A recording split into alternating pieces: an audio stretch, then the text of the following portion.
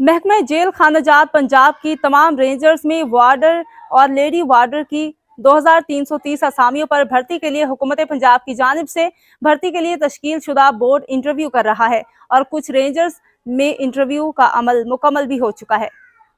भर्ती बोर्ड की जानिब से तालीमी काबिलियत, तहरीरी इम्तहान और इंटरव्यू का जायजा लेने के बाद मेरिट की बुनियाद पर उम्मीदवारों की भर्ती का फैसला किया जाएगा। मजीद जानते हैं अतीक मुगल की इस रिपोर्ट में।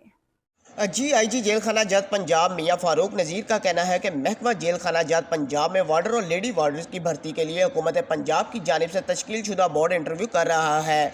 भर्ती के अमल को मेरिट की बुनियाद पर शफाफियत के साथ मुकम्मल किया जा रहा है। इंटरव्यू के मरहले के दौरान मुशाहिदा किया गया है कि चंद नौसरबाज भर्ती के ऐसे उम्मीदवारों से रब्ता कर रहे हैं जिनके मैट्रिक और तहरीरी इम्तहान में अच्छे नंबर होने की वजह से इनके भर्ती होने के फौरी इम्कान है।